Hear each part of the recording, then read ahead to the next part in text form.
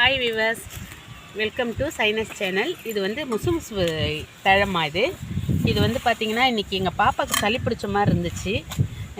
அதனால் என்ன பண்ணாலும் யோசிச்சுட்டு அவுட்டிங் வந்தோம்.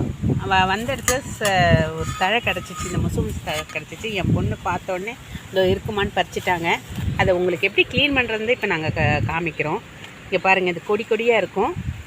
அந்த கொடியாக இருக்கிறது அந்த இலையில பூச்சிலாம் இருந்துச்சு. இலை வந்து நம்ம கோவக்கீரை இருக்குல்ல, அதே மாதிரி தான் இருக்கும். ஆனால் இதில் கொஞ்சம் மேலே வந்து முசுமுசுன்னு இருக்குமா, சொன மாதிரி இருக்கும். இது ஓ, அதுதான் வந்து முசுமுசு தலை. இதே மாதிரி கோவையில் இருக்கும்.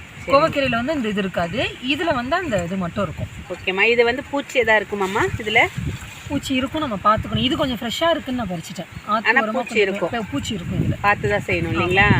சரிம்மா. அது இதை என்னம்மா இதை என்ன பண்ணுவீங்க இப்போ? பறித்து எடுத்துகிட்டு போயிட்டு இதை பறித்து எடுத்துகிட்டு போய் வச்சுட்டு இதை நான் ஈவினிங் அடை செய்யலான் இருக்கேன் எங்கள் பாப்பாவுக்கு.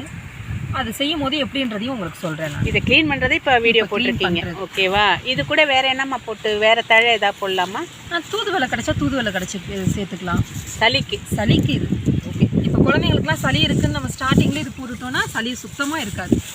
சாப்பிட்டா கண்டிப்பாக சளி சரியாயிடும். கன்ஃபார்மாக க்யூர் ஆகும், 100% க்யூர் ஆகும். ஒரு 2 டேஸ் நீங்கள் ரெகுலராக கொடுத்தீங்க, டேஸ்ட்டுமே இது தெரியும் நல்லா. அது என்னம்மா வச்சுருக்கீங்க? இது நாங்கள் சாப்பிட்டுட்டு பப்பாளி பழம். இது எங்கே வாங்குறீங்க? வீட்டில் இது வந்து நாங்கள் பறிச்சுட்டு வந்ததா? ஓகே. இப்போ சாப்பிட்டுட்டு குழந்தைக்கு கொஞ்சம் ஃப்ரூட்ஸ் கொடுத்தா நல்லதுன்னு சொல்லிட்டு நாங்கள் எடுத்துகிட்டு வந்துடுறோம். நல்லா இருக்குது. நீங்கள் இருக்கிற ஏரியா சூப்பராக இருக்குது, உட்காந்துருக்க ஏரியா நல்லா. Hi viewers, welcome to Chinese channel. இப்போ நான் வந்து முசுமுசு தழை நம்ம எடுத்துகிட்டு வந்தோம் இல்லைங்களா, அந்த முசுமுசு தழையை அதை எப்படி அரைக்குதுன்றதை இப்போ உங்களுக்கு நான் காமிக்கிறப்பா.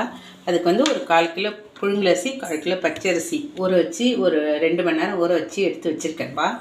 அதுக்கு கூட இந்த பறிச்சிட்டு வந்தோம் பார்த்தீங்களா, அந்த க்ளீன் பண்ணி வச்சுருந்த மாதிரி முசுமுசு தழை, அந்த அளவு ஒரு பொடி, ஒரு கைப்பிடி அளவுக்கு. அதுக்கு தேவையான என்னென்ன இதுன்றதை போட்டு அரைக்கணுன்றதை காமிச்சிடுறேன். முதல்ல வந்து சோம்பு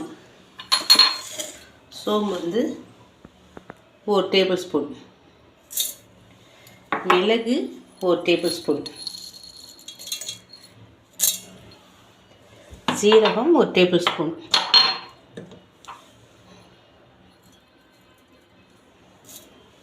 இப்போ அதுக்கு தகுந்த மாதிரி உப்பு போட்டிருக்கேம்மா.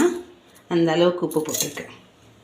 இப்போ காஞ்ச மிளகாய் வந்து பார்த்தீங்கன்னா ஒரு 10 ஒரு 8 மிளகாய் எடுத்து வச்சுருக்கேன், காரத்துக்கு தகுந்த மாதிரி. ஏன்னா மிளகு ஜீரகம் போடுறேன் இல்லைங்களா, அது கொஞ்சம் காரம் இருந்தால் தான் அந்த கீரை சாப்பிட்றதுக்கு நல்லாயிருக்கும். ஒரு மூடி தேங்காய் பல்லு அரைஞ்சி வச்சுருக்கேன். ஒரு 1/4 கிலோ அளவுக்கு வெங்காயம் அரைஞ்சி வச்சுருக்கேன். இப்போ எப்படி போட்டு அரைச்சிடணுமா, இப்போ நான் எப்படி அரைக்க போகிறேன் பாருங்கள். முதல்ல இதை போட்டு அரைச்சிடும், தண்ணி ஊற்றாமல் முதல்ல அரைச்சிடுவோம்.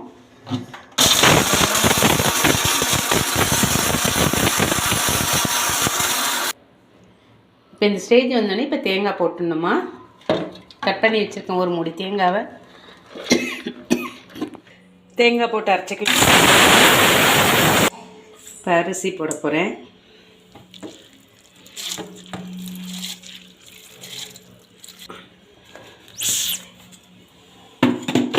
இது கொஞ்சம் குறைன்னு தான் அரைக்கணும்.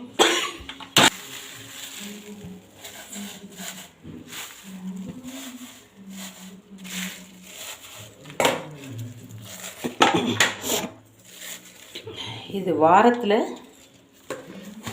15 நாளைக்கு ஒரு ட்ரிப்பு எடுத்துக்கலாம்ப்பா. இப்போ இந்த சளி தொல்லை பனி நாள் வருது இல்லைங்களா,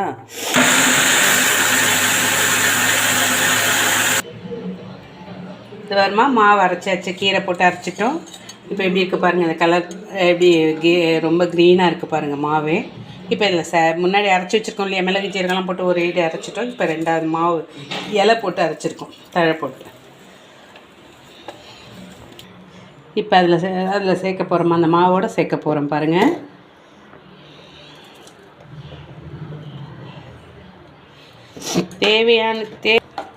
தேவைக்கேற்ப சேர்த்துங்க.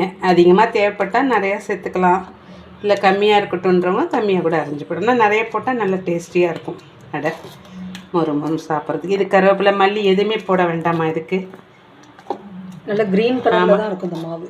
இந்த மாவே இப்படி தான் இருக்கும், ஏன்னா தழை போட்டிருக்கோம் இல்லைங்களா, அதனால்.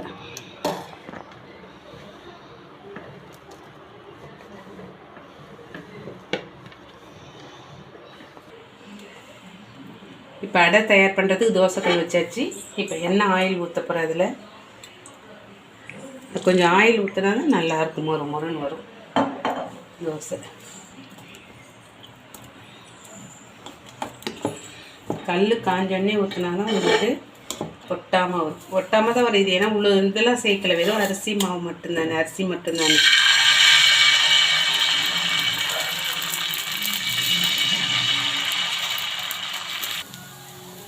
இப்போ வந்து இந்த தோசை ஊற்றி ரெடி பண்ணி வச்சுருப்பேன் அடை. இதை வந்து கம்பல்சரி குழந்தைங்களுக்கு ஒரு 15 நாளைக்கு ஒரு தடவை கொடுத்துருங்க. நான் என் பேத்திக்கு வந்து 1.5 வயசுலேருந்தே கொடுத்துட்ருக்கோம்.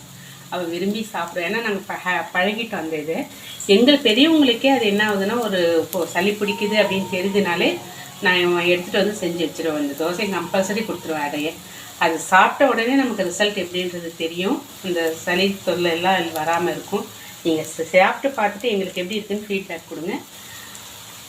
அதுக்கப்புறம் உங்களுடைய கமெண்ட்ஸ் என்னென்னு எங்களுக்கு சொல்லுங்கள். ஓகேம்மா, இது நல்லா தோசை ரெடி ஆகிடுச்சுமா. அடை இப்போ எடுத்து பிளேட்டில் அப்படியே வச்சுக்கலாம். இது வந்து வெறுமே சாப்பிட்லாமா. இதுக்கு வந்து சட்னியெல்லாம் சாப்பிட்ணும் இல்லை, வெறுமே விரும்பி நாங்கள் ஈவினிங் ஸ்நாக்ஸாக கூட கொடுக்கலாம். ஆனால் நாங்கள் பெரும்பாலும் நைட்டில் தான் கொடுப்போம். சாப்பிட்ட படுக்கு வயசானவங்களாம் கண்டிப்பாக தைரியமாக கொடுக்கலாம். சுகரோ பிபியோ இதில் ரைஸ் ஆகிறதுக்கு வாய்ப்பே கிடையாது.